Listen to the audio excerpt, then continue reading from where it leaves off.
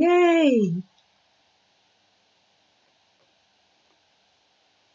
Yay! Hello, hello. Hey, how are you? I'm well. Good to see you. How are you? It's very nice seeing you. It's the first time I've seen you, I guess, other than your little Oh, avatar with your well, how about glasses. that? Here I am. How about that? And you have good angles. That's wonderful. I've been Thank dealing you. with a lot of folk who just don't know how to really use this technology to its full benefit. hmm So I've So, cheated. So here's part of my lighting secret. See if I can get this. Oh, another monitor. yes, That's nice. how I get the front and the side lighting. Actually, the side lighting's a bit strong at the moment, but um, Well, you know what? I have my phone here just to let you know if all is going as planned. We are simulcasting told to you. my personal Facebook page, to Twitter, to through Periscope, through YouTube, and Twitch. Have you heard of Twitch? No, Okay, good. I do it occasionally. I Yeah, twitch. me too, especially lately. Yeah. Um, Twitch is a gaming platform. You know how sometimes, um, I don't know if you have nieces and nephews that play video games, but a lot of video game playing goes on, and some people just sit and watch. Well, that's what Twitch is about. Now, the reason I included Twitch is because of all of the platforms that I just mentioned. According to my research, and I have been researching this, I'm going to go live on Facebook too. Let's see what's going on. Let me just, hey, I think we're live on Facebook too, on my Hi, phone. Facebook. um, but Twitch gives you really good quality video that you can download and use if you want. If there's something of this that you want to keep, and hmm I'm gonna stop here at the moment, let you know that we are simulcasting, and let you also know that I would like for you to introduce yourself to those who don't know you. Oh Your my. this would have been your inaugural Dames conference, unconference to join. Yes, yeah. So I would love the other storytellers to get to know you a little bit. So tell me about you. Oh my goodness. So I'm Quay Kester. I always see. I always turn this around, and I always say, "Well, what would you want to know?" Because Okay, I I don't want know to what know the. what are you most passionate about right now in your career life? So I'm always passionate about creativity. I can't not be creative. If you flip a creative switch, I'll be off and running on creativity. And part of that creativity is applied to supporting people to recognize and to optimize their potential. So I am a founder and owner of a company called Evoke because I'm told that that's what I do the best. And when you think about the definition of evoke, it's to call forth, to recreate imaginatively, and to summon into action. And so that has many, many different forms. It can be as a true art form.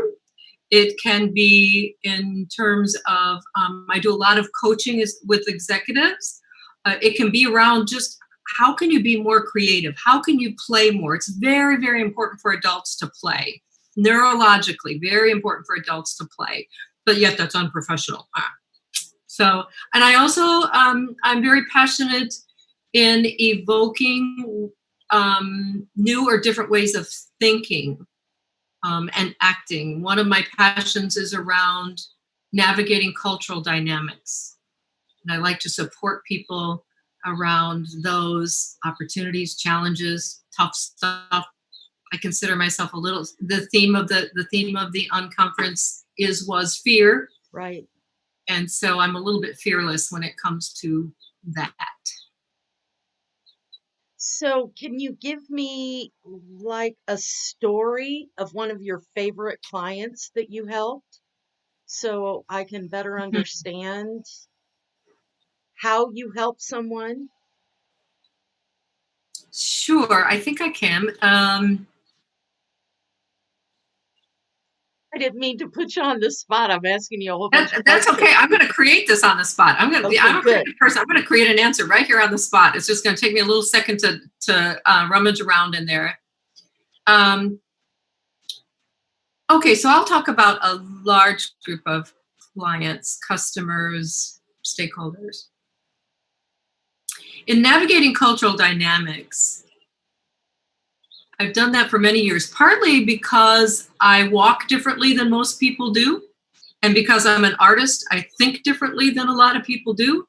And I also have a medical background, so that's really confusing to people. You know, how can you be scientific and artistic at the same time? And I am. So and so I've worked with people in navigating cultural dynamics for many years, and throughout the years, a consistent question will arise, and that is, with all genuineness, why don't they just get over it? All that stuff happened a long time ago. That's not really relevant anymore. And it's not healthy for people to hang on to all of that. And so, really, it's in those people's best interest to just move on. And I heard that question and concern many, many times. And so I thought, well, that's a really good question. And I know that people have reasons for not getting over it, whatever that might be. And so I did a historical timeline of the laws, acts, amendments, those kinds of things throughout the United States history, with apologies to the First Nations who were here before 1619 and earlier. Mhm. And I mapped out a historical time frame of the many, many, many systemic ways in all sorts of realms that kept people from optimizing their potential throughout our time as the United States, and then posed the question about those who were exceptional. But why were they exceptional? Because they were against all odds. But why were there such great big odds? And so I walk people through that critical thinking. And so that would be, yeah, that would be Yeah, a way that I support people in that. when I was getting my master's, I had a class in museum administration, Okay. and the professor was actually an archaeologist. Mm-hmm. And we were talking about Native American burial grounds and how um, we're just move it, you know, Yes. just get over it, move it. It's hundreds of years ago. You have no time.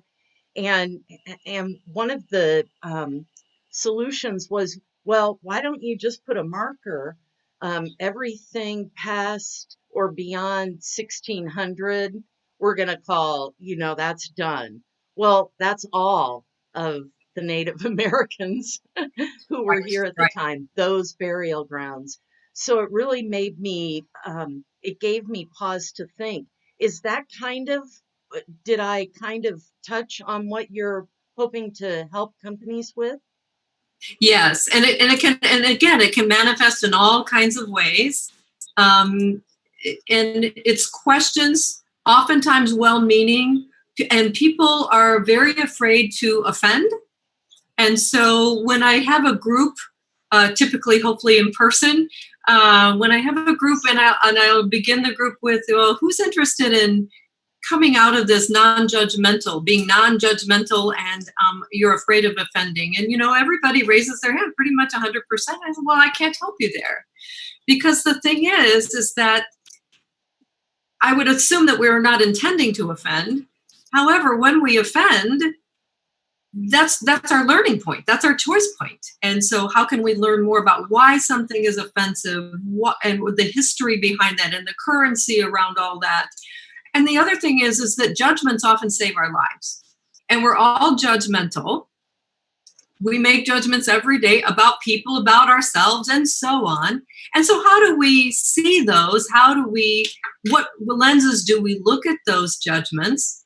And then how do we leverage them in a way that's beneficial as opposed to, oh my gosh, I'm judgmental. Well, I hope we make good judgments. And so part of that work is to help people feel curious, adventuresome, and more comfortable with being uncomfortable, or turn that into excitement or learning more or those kinds of things. So is this what you had planned to talk about on that fateful unconference Friday, March 13th day when we were to be together in one room at Launch Fishers? And if we wouldn't have been able to socially distant very well, but I'm hoping that we can get back together soon in that same space. They were very keen on bringing us back. They know the value of having all of the influencers in the room who are looking over the theater space and the facility itself. It's just a gorgeous facility. So is that what you were going to talk about? I know the night before we had talked when I was at Trader Joe's, and you were deciding. Business can happen anywhere, right? Business meetings can happen anywhere. Exactly. As long as you have a device and a connection. Those are very important to business. But everything else, I want to mention everything I'm using tonight, other than devices and the connection, are free tools that are available to anyone. And that's very important for me to use those. Number one, because I have zero money to spend on that. And number two, I know there are other women out there who have come to me and said, well, I don't have the budget for that, or I don't have the technical skill to do that, when they really do. It's just, it seems that we're at a time when we're being forced to learn this, whether we like it or not. And maybe that's just like a tiny little silver lining, that people are accepting the value of being able to connect digitally. But I won't get my soapbox out. I promised myself I wouldn't. But is that what, did you decide on a story to tell at the unconference? Well, so yes. And so you're doing this wonderful thing. You're providing a segue, because no, that was not what I was going to talk about, because navigating cultural dynamics, well, and you just gave a great example of that, right? When you're talking about navigating cultural dynamics, there's been a culture of options around how we gather. We can gather in person, a lot, a little, that kind of thing. And we don't have to find new ways to connect, because we have the ways that we know and the ways that we're comfortable with. And now with the digital necessity, if we want to connect, and as social beings and work beings, that's important. And so one of the things you just landed on was the potential disparity, the inequity, the inequities of access based on technology, cultural background in terms of belief systems around I can learn this, I can't learn this. What did you have growing up that would support you or not support you in learning? And then that whole thing about cost effectiveness and access and so on. So you just landed on navigating a cultural dynamic, and you also landed on, well, I just want to make sure that everybody knows that these are cost free. Now, still finding access to a computer, internet service, and so on, that still may be an access issue that, again, involves inequity. And so that's a navigating cultural dynamic, which you just did. So there. So and then myself. You should be. Absolutely. The other thing is that you just landed on is what I was going to talk about. And so I don't know that I have a story because as I remember our conversation in Trader Joe's, that was going to be interactive. Mhm. And so I may try to do this interactive. I may need your little help because I'd still like to do this little thing interactively. And I think we can do it. Okay. I see the panic in your eye. I don't No, the panic in my eye is looking at the clock. I think we have maybe 20 minutes left. That's way more. That's 4 times the amount of 5 minutes, which I planned for. But okay, great. Go for it. I'd love to. Then it's you and I, right? Yes. Those 20 minutes are going to fly by. So one of the things you landed on just now was the notion of we are being forced to, right? And so the idea is, well, what is creativity? How does creativity manifest? And so when we think about creativity, I'm just wondering, do we have a way of polling people or to get any kind of feedback on your? In order to do all the simulcasting, there is a way to do it, but that is one step beyond the geek level that that I could muster. So the shorter answer is no. It's just the two of us. So I just pulled up the chat. Can people chat? Can they go in and chat? Only if they are part of the Zoom call. Only if they're part of the Zoom. Okay. So the only 2 people who can chat in this call are the 2 of us. Oh, I see. Now there are other ways through Restream. See, I've like jerry-rigged this so it could be free. Nice. I'm using Restream.io. Once again, these are all free tools, and that's the platform that allows me to simulcast to numerous platforms, more than I even mentioned. And Open Broadcaster's system, OBS, which is an open source thing, and I love open source at zero cost products. It means there are a bunch of geeks behind it who want to do good without making money. So, and then we've got Zoom. So there are 3 different technologies at work right now, and none of them allow chat except for Restream. So that was a long answer, but I did want to get that information in. Yeah, that's great. That's great. And that also reminds me that at one point we talked about me buying you a very luxurious lunch so you could teach me more of these things. So that's still out. Maybe we could have a picnic out in the park. All right. So I'll just riff. How's that? That's perfect. Because that's what creativity is. That's right.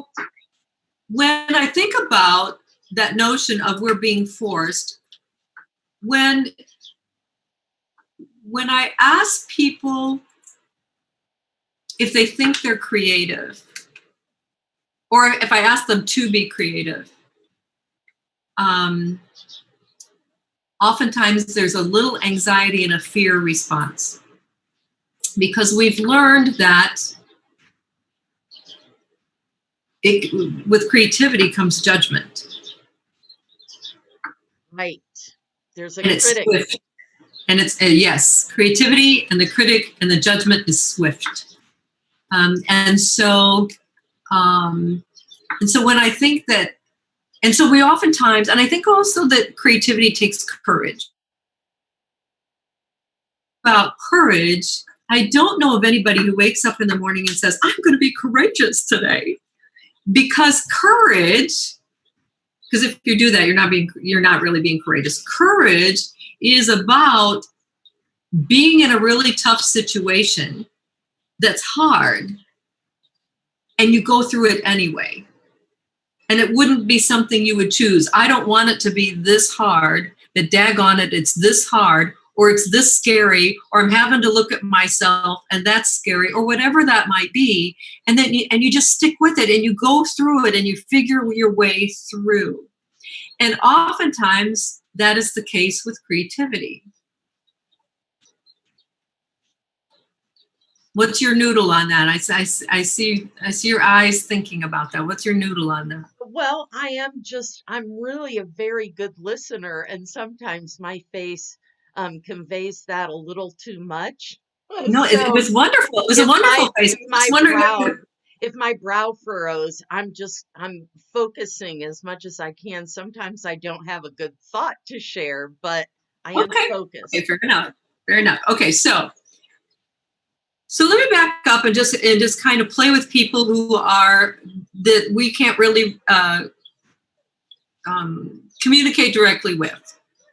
And I'm going to assume that it's going to be working out there for whomever is watching and playing along.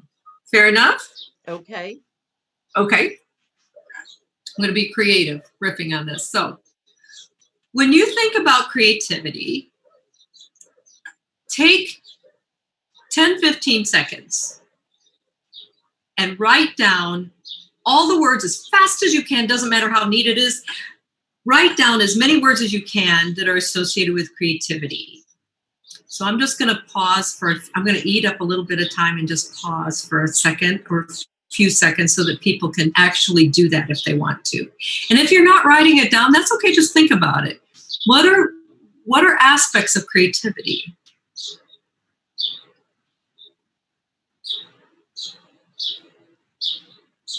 So I won't write anything down because I don't have paper and pen with That's me. fine. That's fine. That's fine. I'm surrounded by technology, but no paper and pen.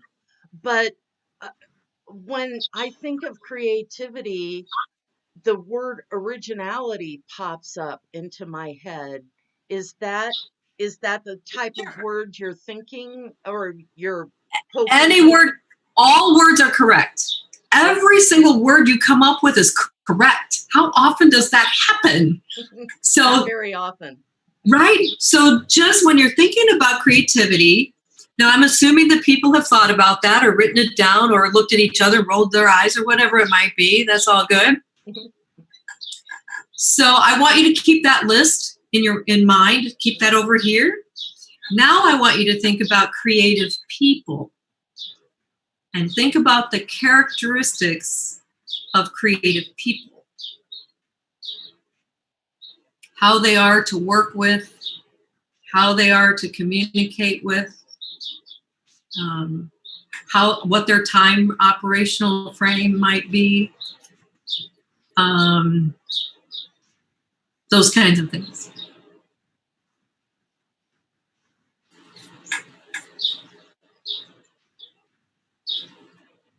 So I have to ask, while people are writing those words down, is that a pet bird?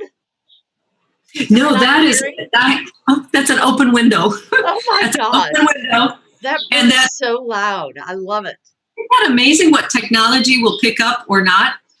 And in that window is a predator. And he is all ready, but that bird is far away, but he is all ready. I saved a robin the other night. Speaking of, I had to be really creative the other night to save that robin, but did. All right, so people have a list or a few things in mind about creativity, and then those same people have some idea around creative people. Now, I want you to consider your two lists that you either have in your head or on a piece of paper or on a whiteboard or on your palm. I write stuff on my palms all the time. Or maybe it's on your brother's or sister's face, however you've got that list in mind. And I want you to look at those two lists.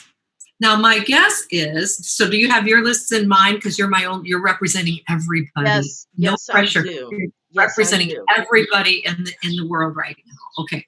So when you look at those two lists, what do you find in general about the characteristics of the things that you've come up with?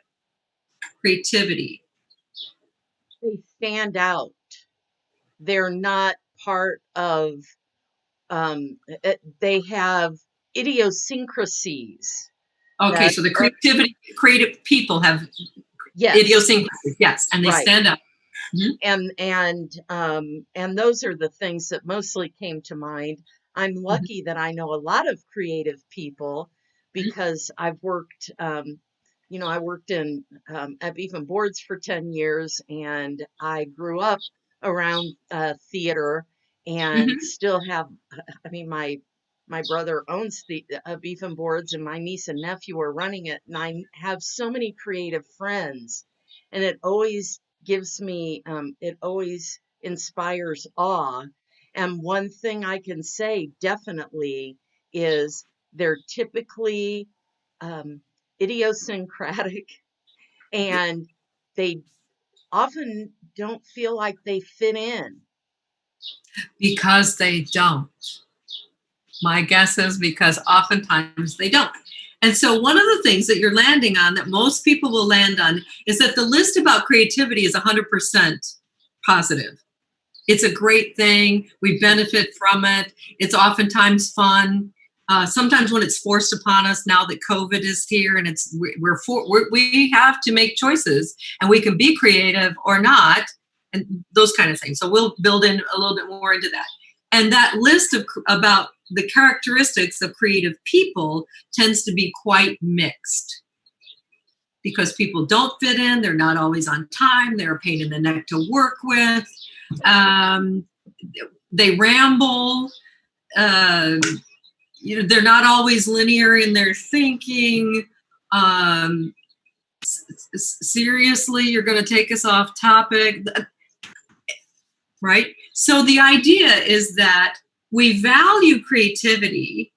Here's a cultural, we say we value creative people and we want them to be more creative. And yet oftentimes in the work that I do, I will have managers come up to me and say, how do I manage that creative? Okay. Right? They're not on time. They dress funny. Exactly. All of that.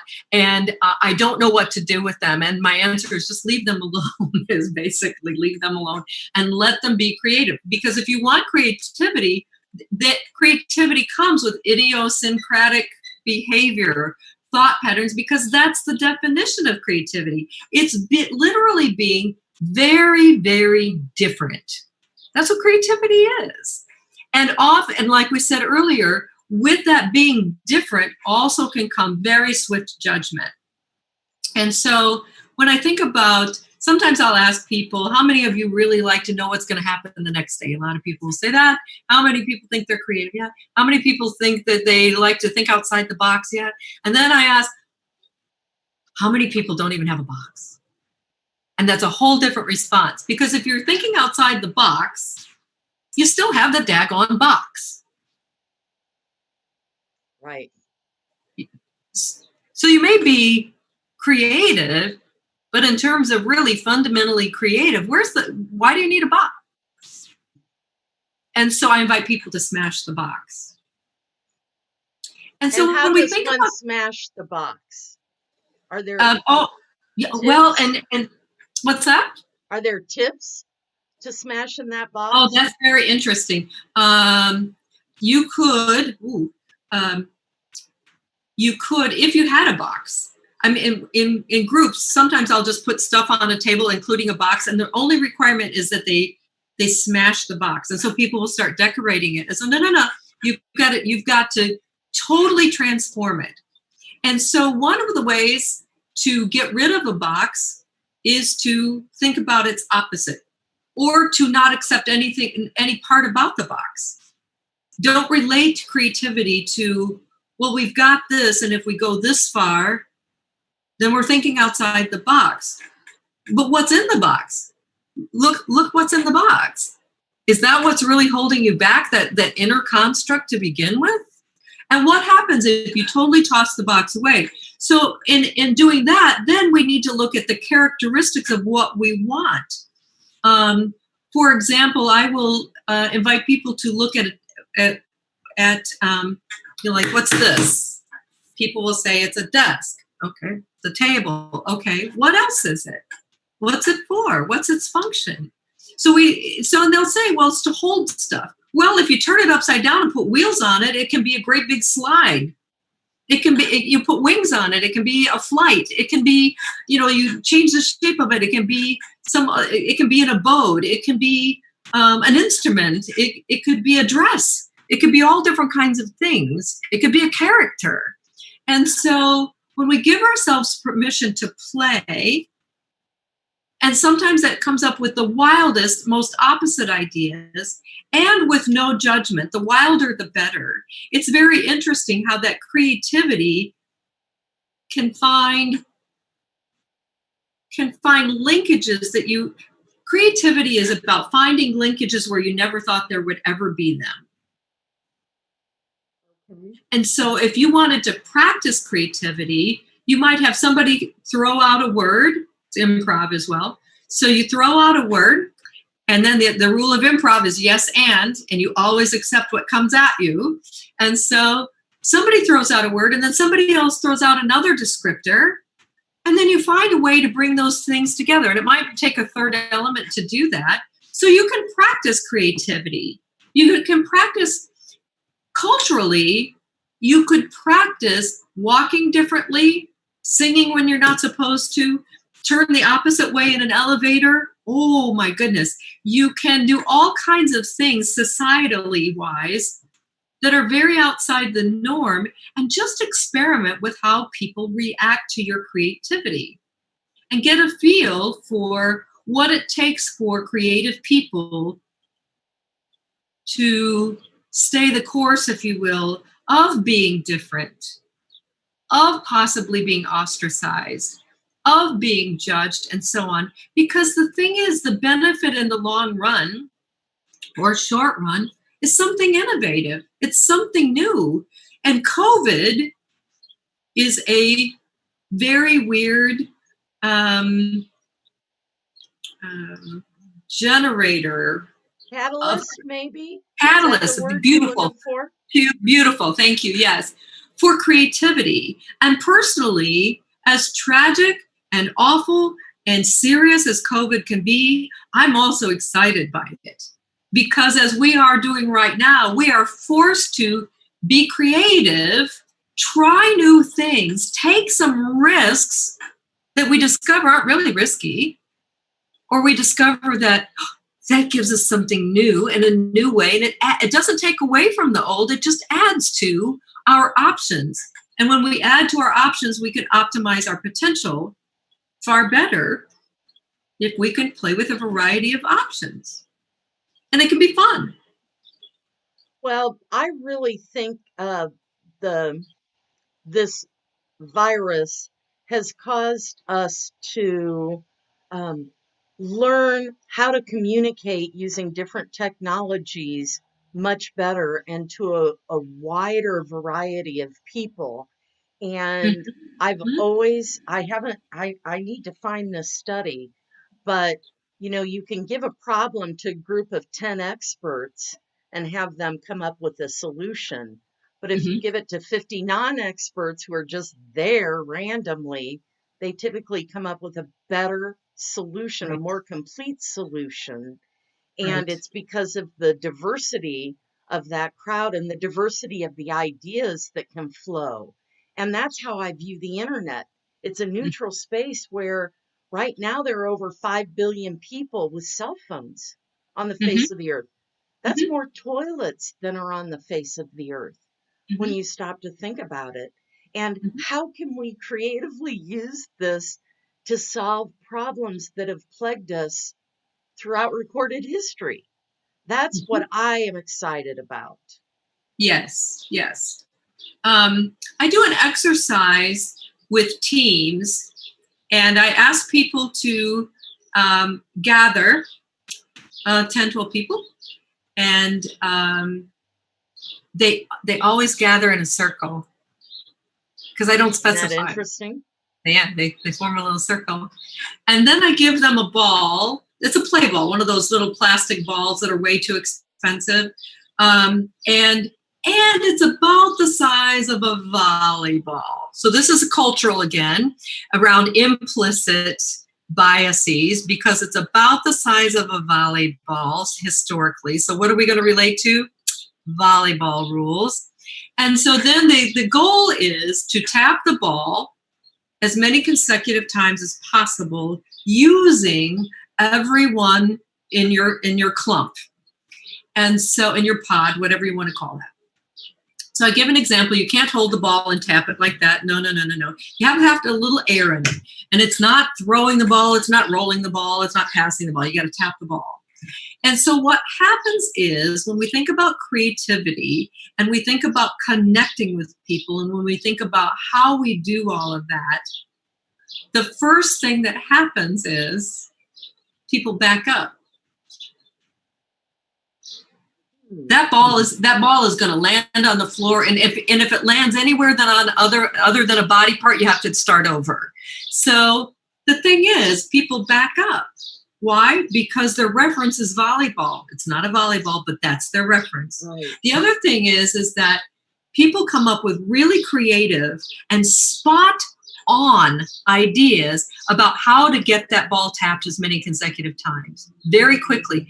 Those ideas early on are 100% rejected.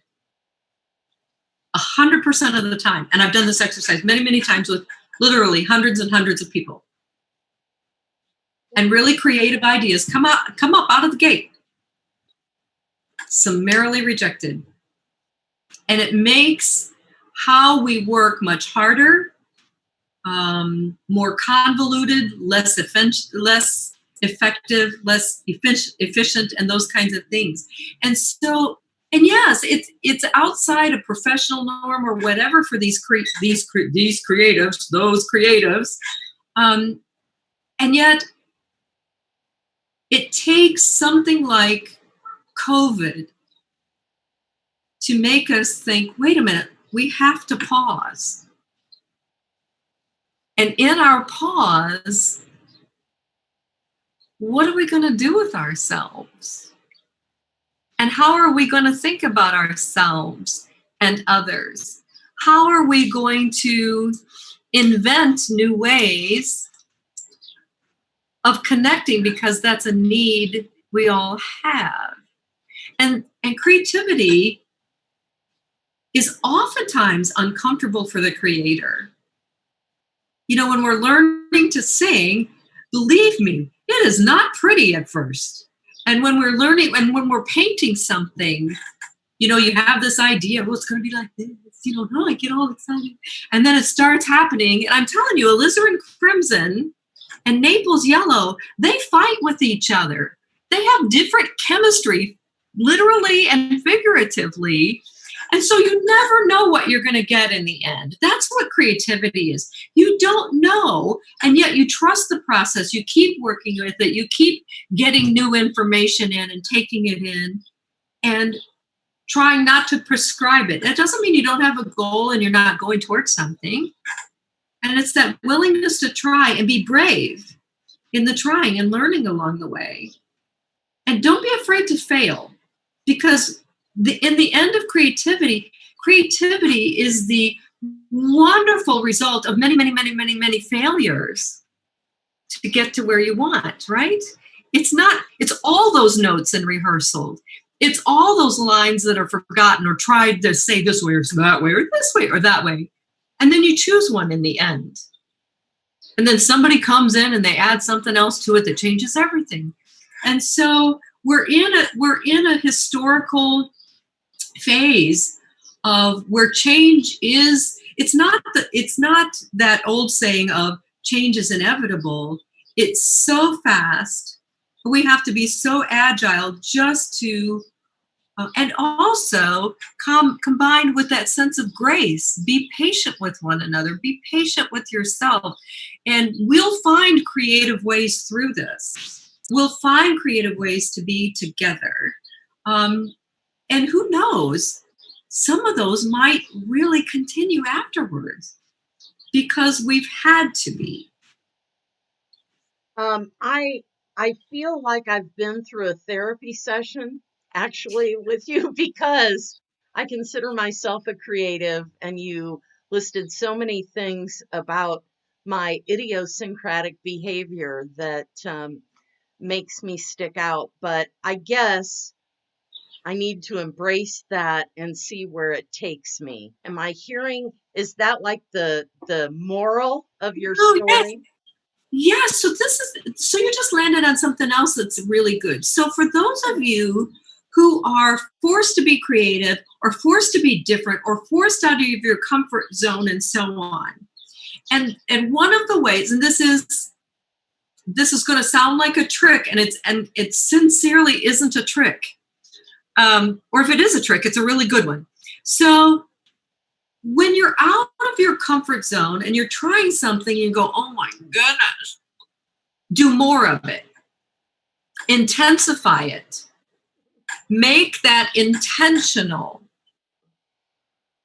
And so therefore it becomes intentional. It becomes artwork. It becomes a new way of communicating that, or however that takes place, that can connect better with people than if you go, oh my God, that's a mistake and I didn't mean it to be that way. No, emphasize it. That's one way to be creative. Take that weird thing and make it bigger, stretch it out longer, make it louder, make it softer. Whatever that might be, but intentionalize it. I don't know if that's a real word or not, but it is now. Intentionalize it. And then just observe the reactions around it. Well, so I'll leave you with this. This is really quick. okay. I had an art camp with little kids. I've sworn never to teach little kids artwork because you can damage them so quickly. And kudos to teachers and art teachers and music teachers and performance. Yes. Kudos to them. And so I had 5 little 6-year-olds who all looked alike. And they were in my basement, and I was in my studio, and I was one rule. Here's something for you and your kids. When your kids do a beautiful painting that you just love, never, ever, ever, ever judge it. And what that means is you also don't say, oh, that's really good, honey, because that's a judgment. And when little Oopster has done something over here that they're really proud of, and you compliment them over here, you've just diminished the piece over here that they worked so hard on and are really creative. Yes. No judgment. You can ask more about, isn't that colorful? What's the story about that? Tell me more. Wow. All of those, but not good. Isn't that beautiful? None of that. So anyway, these 2 little guys were in my studio, and they were making something. I don't know what. And their little backs were turned to me, and they were up on stools because artists are always up on stools. And so one little guy turns to the other little guy. Well, who do you think makes art? Do you think it's God or man? They had a debate about it. These 2 little 6-year-old guys who are now in their 20s had a debate about it. And then, of course, they turned to me, who's right? I'm like, no, I'm not walking down that path. I said, you guys just made art. Because of whatever you're doing, you created a provocative, deep conversation about it. You created this conversation about, what does this mean? And that's what creativity is. Okay. I've got so much to think about tonight before I go to sleep about how creative I can be tomorrow. And doing these things, the simulcast, I am forcing myself to do these because I want it's part of my passion to help people understand how to use these technologies, whether I feel comfortable doing it or not. Is how I feel. So do you have... So you're being courageous. Well, I don't know that. Yes, actually I do. I am very courageous. Well, can you tell us how people can get in touch with you if they want to work with you? What's the best way? I would love to. Thank you for that invitation. So I think it's fairly easy to remember. Evoke Consults at gmail.com. Evoke Consults at gmail.com. And again, whatever's on your mind, whatever you might want to learn more about or be curious about, and you're needing or wanting some energy around evoking what can happen, calling forth what can be, recreating something or people, thoughts, perspectives imaginatively, and then taking action at it and having that confidence to summon that some new actions in place. Evoke consults. Right. Well, And thank you. And it's Quay Kester on Facebook, and it's And Quay Kester on LinkedIn. How did I do using that social media stuff? Did I do that's good. okay? Okay. I was just going to get to where can they find you on social media. So, do you have a preferred platform? Do you prefer LinkedIn to Facebook or? Um, no, I don't have really a preference. I do have a website though as well. It's Okay. called Evoke Consulting, evokeconsulting.net. Okay. And so that website is fresh, new. Would love some interaction happening there. And so Evoke Consulting, Evoke Consults at gmail.com, Quay Kester. Actually, there's an Evoke Consults Facebook page too. Help me get that cooking. That would be All great right. if you guys. Well, here's the thing. You can take this and post it on that page. Yes, I can't see. You're So, awesome. and that's why I include Twitch, because according to my research, you can download this on Twitch and it's high quality. If you tried to download it from Facebook or from a Facebook Live, the quality stinks Hmm.